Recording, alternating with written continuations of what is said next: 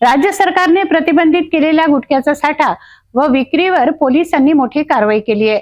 मोर्शी येथून 2 आरोपींना अटक करण्यात आली असून 1,90,000 रुपयांचा मुद्देमाल जप्त करण्यात आलाय। चला पाहूया प्रकरणाचा संपूर्ण तपशील। मोर्शी परिसरात गुप्त बातमीदाराकडून मिळालेल्या माहितीच्या आधारे अमरावती ग्रामीण स्थानिक गुन्हे शाखेच्या पथकाने मोठी कारवाई केली आहे। आरोपी अब्दुल राझिक मोहम्मद आरिफ यांच्या घरात शोध मोहीम राबविण्यात आली आहे। यामध्ये त्यांच्या ताब्यातून 1,55,700 किमतीचा प्रतिबंधित गुटखा सापडलाय। तसेच त्यांच्या साथीदार तौसिफ खान कलीम खान यांच्या ताब्यातून 35,025 किमतीचा गुटखा जप्त करण्यात आलाय।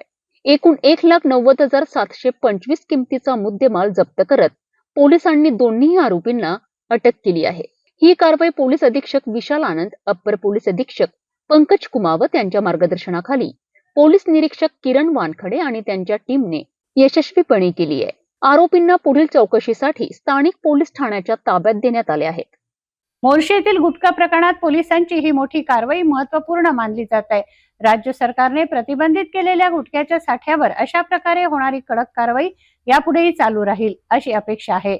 आजसाठी इतकंच। अधिक अपडेटसाठी बघत राहा सिटी न्यूज चॅनल।